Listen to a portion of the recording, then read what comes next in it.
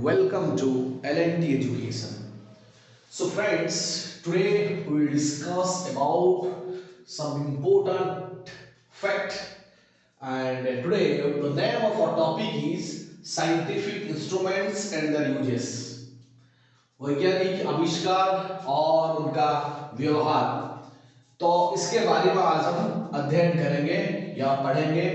We learn today all this, and this class is very important for your all examinations, for your all competitive examinations. Her competitive examination में इनमें से एक दो question आता ही रहता है, या फिर आप ओपीएससी का कोई एग्जाम बोलो, ओएसएससी का कोई एग्जाम बोलो, या फिर कोई सेंट्रल लेवल का एसएससी, रेलवे, बैंकिंग, हर एग्जाम में ये मतलब एक जीके क्वेश्चन की तरह से आ सकता है। ओके, आपका जो जनरल नॉलेज टाइप क्वेश्चन होता है इनमें से आ सकता है। तो चलिए हम उसको पढ़ते हैं, डिस्कशन करते हैं। और डिस्कशन शुरू करने से पहले मैं आपको आग्रह करूंगा, आप हमारे चैनल को लाइक कीजिए, शेयर कीजिए और इस इनिशिएशन को बहुत सारा प्यार दीजिए, ताकि ज्यादा से ज्यादा कंटेंट, अच्छे वाला कंटेंट हम आपके लिए ले आए और जो आपका एग्जाम के लिए ओरिएंटेड हो और आपका नॉलेज के लिए भी वेरी इंपोर्टेंट हो। ये भी आपको जो हाई स्कूल में बच्चे पढ़ रहे हैं, जो कॉलेज में बच्चे पढ़ रहे हैं, तो उन लोगों के लिए भी असर हो सकता है। अगर वो लोग कहीं जीके कंपटीशन में या क्विज कंपटीशन में हिस्सा ले रहे हैं, तब उनको भी ये क्वेश्चन, ये डिस्कशन वेरी इंपोर्टेंट हो सकता है।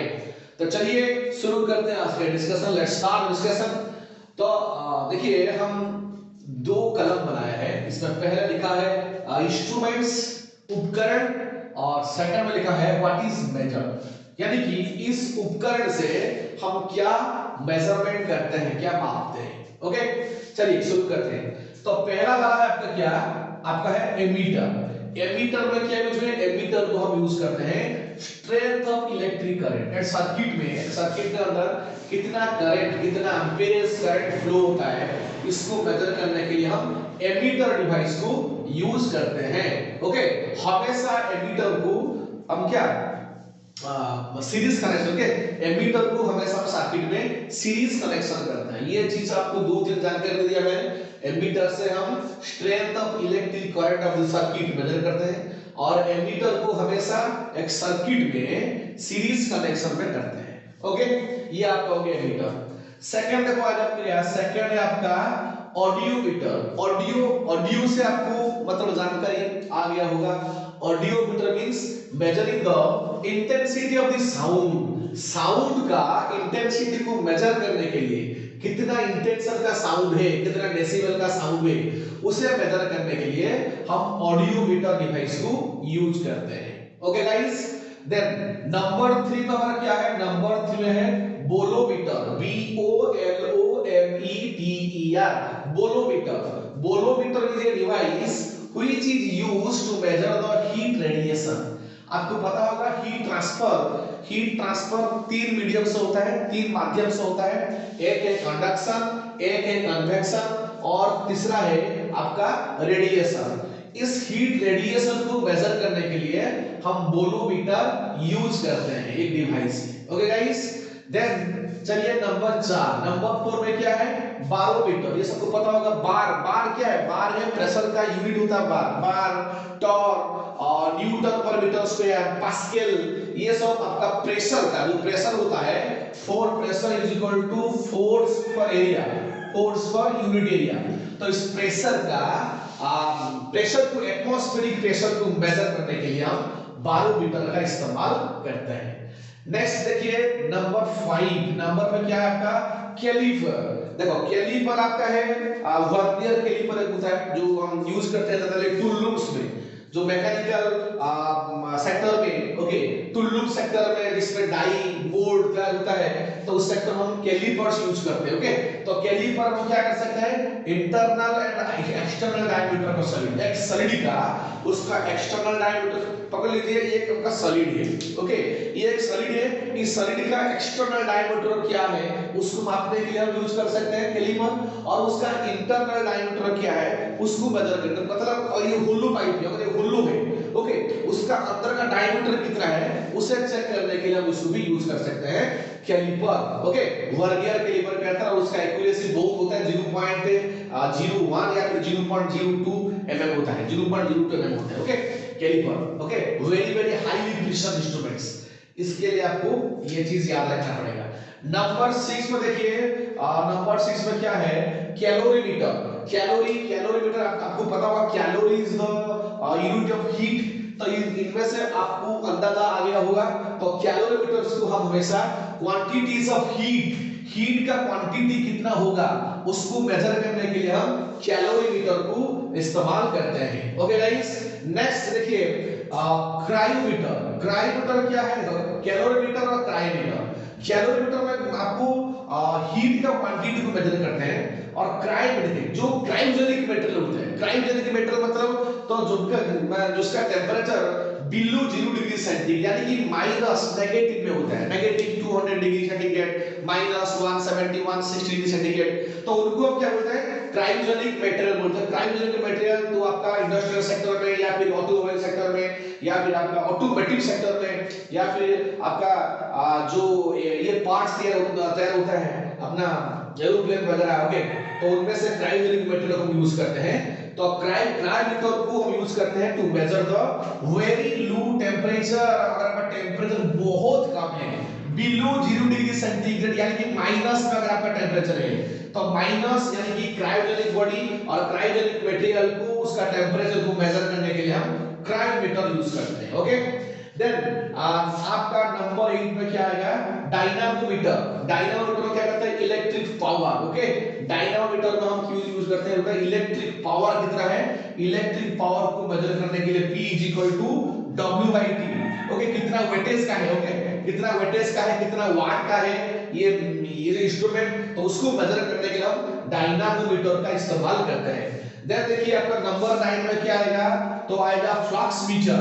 फ्लक्स मीटर को हम क्या करते हैं, मैग्नेटिक फ्लक्स, पता होगा आपको, मैग्नेटिक फ्लक्स इंटेंसिटी, तो उसी मैग्नेटिक फ्लक्स को मेजरमेंट करने के लिए हम फ्लक्स मीटर का इस्तेमाल करते हैं, इसको यूज करते हैं।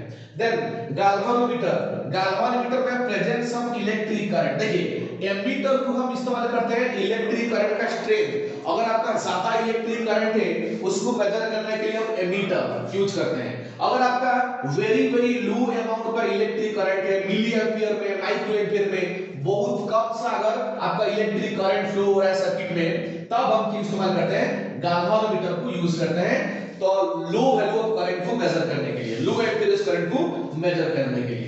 ओके, देन देखिए हाइड्रोमीटर में क्या है आपका, relative density of liquid, her liquid का रिलेटिव डेंसिटी को मेजर करने के लिए हम हाइड्रोमीटर एक है हाइग्रोमीटर में वो डिफरेंट है।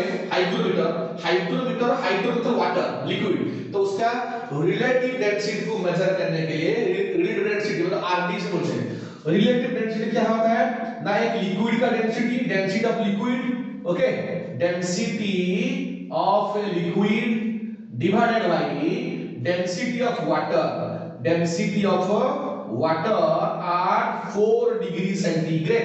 तो ये वाटर का स्टैंडर्ड टेंपरेचर है और जिसका डेंसिटी होता है आपका SI यूनिट में 1000 kg/m³ और 1 ग्राम पर सेंटीमीटर क्यूब, सीसी 1 ग्राम पर सेंटीमीटर क्यूब, और आपका आ सकता है 1000 kg/m³।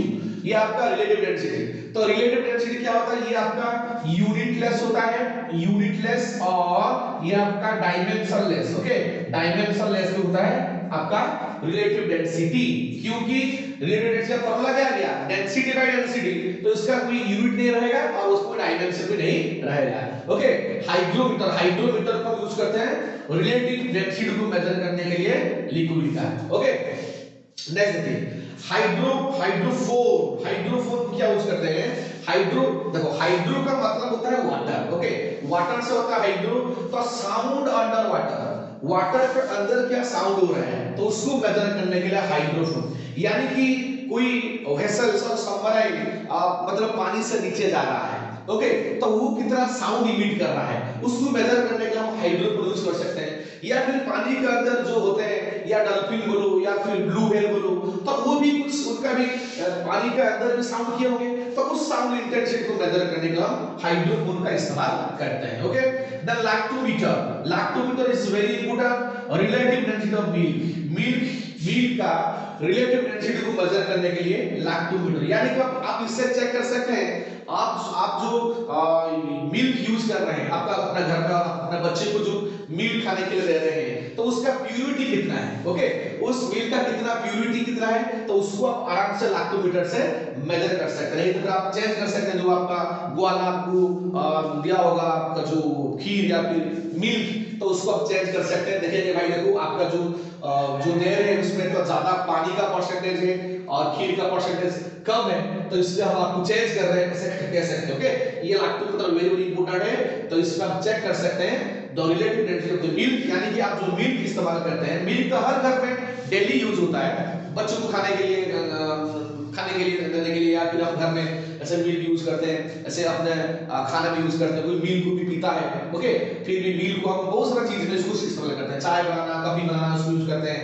तो हम उससे लैक्टोमीटर से चेक कर सकते हैं उसका रिलेटिव डेंसिटी कितना है और उसका प्यूरिटी भी कितना होता है। ओके, नेक्स्ट देखिए मानोमीटर क्या है। मानोमीटर को यूज करते हैं प्रेशर ऑफ द गैस का प्रेशर क्या है, एटमॉस्फेयर में जो गैसेस है उन गैसों का प्रेशर क्या होता है। Okay, how much pressure they exerted. Okay, और if gases are contained inside a cylinder, okay, if gases are enclosed inside a cylinder, then if you measure the pressure of the gases, then we have to use the manometer को उसको इस्तेमाल कर सकते हैं। Okay, ओम आपको पता होगा electric resistance. Okay, resistance का आपका जो यूनिट होता है ओम, तो ओम मीटर से आपको पता चल गया होगा कि इलेक्ट्रिकल रेजिस्टेंस को मेजर करने के लिए हम ओम मीटर का इस्तेमाल किए होंगे। ओके, देन पाइरोमीटर मतलब हाई टेंपरेचर, अगर आपका हाई टेंपरेचर का मटेरियल है तो उस हाई टेंपरेचर का मटेरियल को मेजर करने के लिए हम पाइरोमीटर का इस्तेमाल करते हैं। तो पाइरोमीटर और एक है क्रायोमीटर में लो टेंपरेचर को मेजर करने के लिए और पाइरोमीटर में हाई टेंपरेचर को मेजर करने के लिए। ओके, देन आपके क्या क्वाड्रेंट में क्या करते हैं, altitude and angles in navigation and astronomy।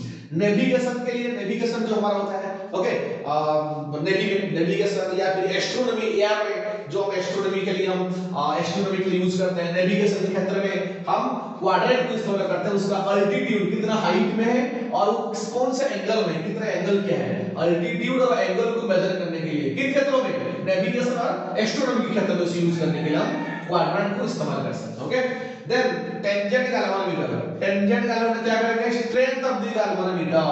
तो आपका जो गैल्वानोमीटर इस्तेमाल कर रहे हैं वो गैल्वानोमीटर का स्ट्रेंथ क्या है उसको मेजर करने के लिए हम टेंजेंट गैल्वानोमीटर का इस्तेमाल करते हैं। देन देखिए टोनोमीटर हम क्या करते हैं, pitch of the sound. Okay, pitch, तो साउंड का पिच क्या होता है उसको मेजरमेंट करने के लिए हम टोनोमीटर का इस्तेमाल करते हैं। देन वोल्ट क्या है, वोल्टमीटर में पोटेंशियल डिफरेंस को मेजर करते हैं 2 पॉइंट, और हमेशा वोल्टमीटर को पैरेलल कनेक्शन करते हैं। ओके, एमीटर को हम सीरीज कनेक्शन करते हैं और वोल्टमीटर को हम पैरेलल कनेक्शन करते हैं। ओके, और वोल्टमीटर का आपका जो यूनिट क्या होता है, वोल्टमीटर का आपका यूनिट वोल्ट क्या होता है, आपका वोल्ट होता है। वोल्टमीटर का आपका जो यूनिट होता है वोल्ट।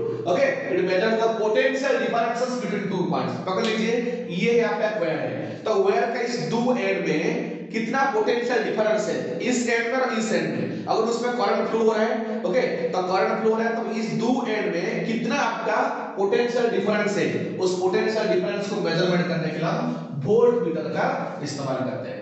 देन देखिए वेवमीटर क्या है, वेवमीटर को हम wavelength of the radio wave, आपका जो रेडियो होता है ना, रेडियो वेव का जो वेवलेंथ को मेजर करने के लिए, ओके, उसका दैर्घ्य, ओके, उसका तरंग का दैर्घ्य को मेजरमेंट करने के लिए रेडियो को हम वेवमीटर का इस्तेमाल करते हैं। तो ये था आपका कुछ 20 या 21 इंपॉर्टेंट डिस्कशन। ये 9, ये हो गया आपका 10, ये हो गया 11, 12, 13, 14, 15, 16, 17, 18, 19, 20 and 21. These 21 discussions are very important guys.